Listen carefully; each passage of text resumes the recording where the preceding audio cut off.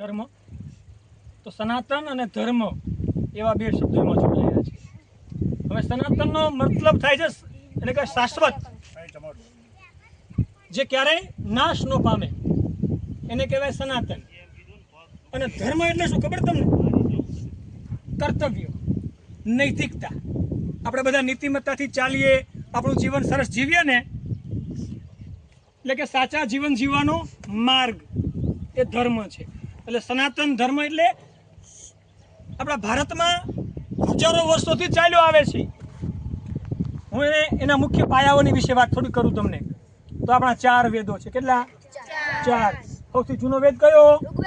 Rigveda. Very good. બીજો વેદ સામવેદ. પછી યજુર્વેદ. અને હજી ચોથો વેદ રહી ગયો, અથર્વવેદ. Very good. આપણા કુલ પુરાણો ઘણા બધા છે, એમાં 18 પુરાણ મુખ્ય છે. નામ આવડે કોઈને? ઓકે. પછી આપણા હિન્દુ ધર્મની અંદર 4 વર્ણ પરંપરા હતી. ખબર તમને? આશ્રમ વ્યવસ્થા હતી. એટલે એમ જોવો ને તો આપણો જે વૈદિક ધર્મ છે, જે સનાતન ધર્મ છે ને, એ બહુ જૂનો છે, ઘણા બધા વર્ષો જૂનો છે. અને વિશ્વના કોઈ ધર્મો સાથે એની ગણના કરવામાં આવે તો સૌથી આગળ આપણે હતા. બીજી વાત તો સાંભળવી કે તમારે થોડીક હજી? હે?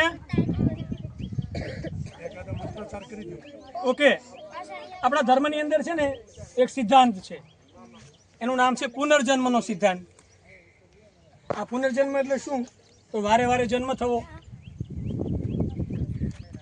આત્માની મુક્તિનો માર્ગ હતો આપણા ધર્મની અંદર. આપણો સનાતન ધર્મ છે આપણને સત્ય શીખવે છે, આપણને અહિંસા શીખવે છે, વસુધૈવ કુટુંબકમની ભાવના આપણને શીખવે છે. બરાબર? આપણા ધર્મની અંદર મૂર્તિ પૂજાઓ થાય છે, ઉપાસનાના ઘણા બધા માર્ગો બતાવવામાં આવ્યા છે. આપણા જે મુખ્ય ધર્મ ગ્રંથો છે એમાં એક આવે રામાયણ, બીજું આવે મહાભારત, ઉપનિષદો આવે, પુરાણો આવે, યોગ અને ધ્યાનથી સાધનાઓની પદ્ધતિઓ છે. એમ જોઈએ ને તો આપણો ધર્મ બહુ વિશાળ છે. આ બધી વાત તમારે યાદ રાખવાની છે ને મોટા થઈને. બરાબર? તો આપણે હિન્દુ ધર્મના અમુક જે મુખ્ય સ્લોગનો છે ને, એમાં એક શ્લોક એવો છે, અહિંસા પરમો ધર્મ. અહિંસા નહીં કરવાની. પરંતુ તમને એ પણ ખબર હોવી જોઈએ કે ભગવદ્ ગીતાની અંદર કૃષ્ણ ભગવાને કીધું છે કે જ્યારે ધર્મની હાનિ થાય અને જ્યારે અસત્ય આગળ વધવા લાગે, સત્યથી આગળ થઈ જાય, ત્યારે હિંસા કરવી જોઈએ. બરાબર? આ પણ તમારે યાદ રાખવાનું છે. એ ક્યારે યાદ રાખવાનું છે? આપણા ધર્મની રક્ષા માટે. બસ, વધારે કાંઈ નથી બોલવું.